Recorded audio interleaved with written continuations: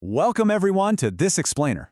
Today, we're diving into a deeply fascinating narrative from a classic animated fable that perfectly captures, well, literally, one of the oldest conflicts in human history. We're going to unpack this brilliant story that pits spiritual truth right up against material wealth. It's a tale about a king, a massive mountain, and a series of escalating tests that peel away human intentions layer by layer. The source material beautifully illustrates the tension between Paramatma, the divine, and Paisa, wealth. Let's explore what this actually reveals about human nature, shall we? So, here is the central question we're exploring today. If humanity were literally given the choice between ultimate worldly wealth and the direct vision of God, what would we actually choose? And I don't mean what we say we'd choose, right? But what would our actions reveal when the shiny objects are placed right in front of us? This isn't just a fun hypothetical. It's the exact core conflict of our story, setting the stage for a grand experiment orchestrated right on a mountain. Part 1. The King's Noble Wish.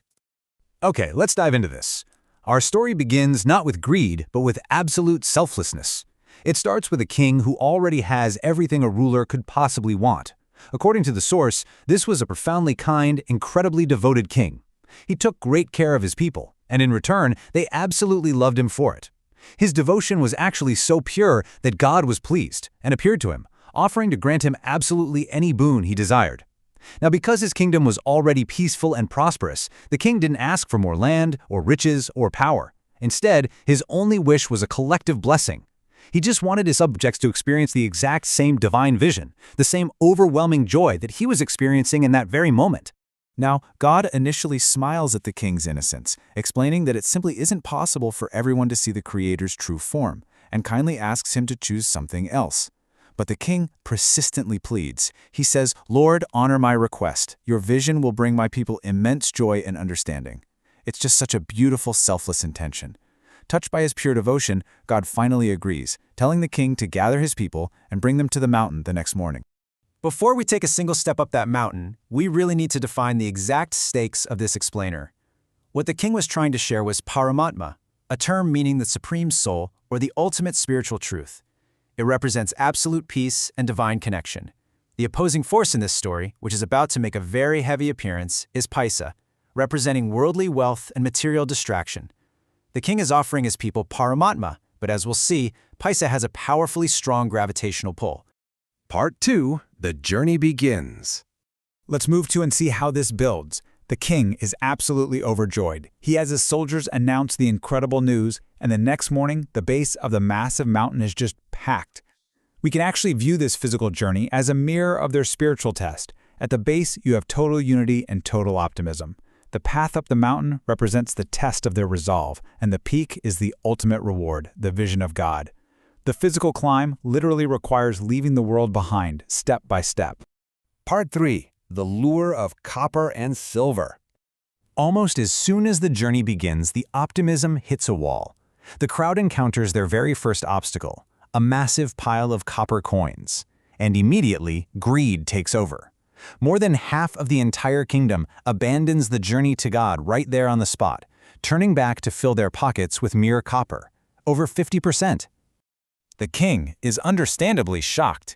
He calls out to them desperately, warning them, "Do not be distracted by the coins. God will give you a vision that is infinitely precious." But his words completely fall on deaf ears. They take the copper and head home. I want you to reflect on that for a second. Would you have kept walking? Or would the immediate guarantee of physical copper have pulled you away from the promise of the mountain peak? As the remaining group continues, the stakes escalate. Further up the path, they find a pile of silver coins. And again, the crowd dwindles. The source notes that people began to fear they would never get a golden opportunity for wealth like this again. It's classic FOMO. The fear of missing out on temporary riches completely overpowered their desire for spiritual truth. The king looks back, deeply saddened, but tries to console himself, thinking, well, at least some still believe that God is more important than worldly wealth. Part 4. The Golden Trap. As the air gets thinner and the group gets smaller, the temptations become exponentially more aggressive. Soon, they encounter a towering pile of gold coins. And this is where the heartbreak truly sets in. The lure of gold is so blinding that almost everyone left completely abandons the path. But what makes this uniquely devastating for the king is that even his own extended family members rush to stuff their pockets with gold and head back down the mountain. The king just watches in despair as the people closest to him succumb to the golden trap. Out of an entire kingdom, thousands of eager, optimistic people who started at the base of the mountain that morning, and only 2 remain. Literally just the king and his queen. Everyone else has traded the ultimate truth for heavy pockets. Part 5. The Diamond Illusion.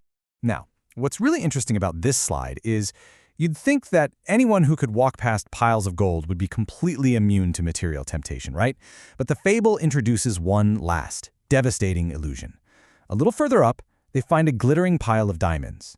The queen, the king's final companion, the one person who stood by his side through the copper, the silver, and the gold, stops in her tracks. She simply cannot resist the sheer brilliance of the diamonds. She breaks and frantically begins gathering the gems. And the source text gives us this incredibly poignant, bitter irony. She gathers so many diamonds into her lap that her clothes literally tear apart from the sheer weight of them. Think about that powerful visual metaphor. Her material greed literally destroys what she was already wearing, dragging her down and leaving the king completely, utterly alone for the final ascent. Part 6. The Ultimate Truth. With a completely broken heart, the king finally reaches the peak of the mountain, stepping into the presence of God with empty hands and no one behind him. You see, the mountain acted as a brutal but perfect filter. Copper weeded out the casually greedy. Silver filtered out the anxious opportunists. Gold broke the loyalists and family. And diamonds shattered even the most steadfast companion. Different levels of wealth expose different thresholds of devotion. When God sees the king alone, he asks, "Where are your loved ones? I was waiting eagerly for them." The king, filled with shame, begs for forgiveness because he couldn't bring a single person with him. But God responds with deep compassion. He says, "No need to apologize, king. I knew they wouldn't come. Only those free from worldly attachments can truly reach me." God explains that those who give more importance to worldly things simply lack the capacity to perceive the divine. So the crucial point is, the source leaves us with a stark, vital contrast. Paisa, or worldly wealth, is inherently distracting. It's temporary, and as we saw with the king's family and the queen, it ultimately leads to isolation. Paramatma, the spiritual truth, requires unwavering devotion. It demands total detachment from those glittering piles, but is the only path that brings ultimate peace. You just cannot hold on to the heavy rocks of the world and still have your hands free to grasp the divine. And this brilliantly illustrates the real takeaway for all of us today. We might not be hiking up a physical mountain, but we are all on a journey of focus, purpose, and meaning. So I want to leave you with this. As you navigate your own life, what are the copper coins distracting you? What are the temporary, shiny things causing you to abandon your highest goals? Think about it. Thanks for joining me on this explainer, and keep your eyes on the peak.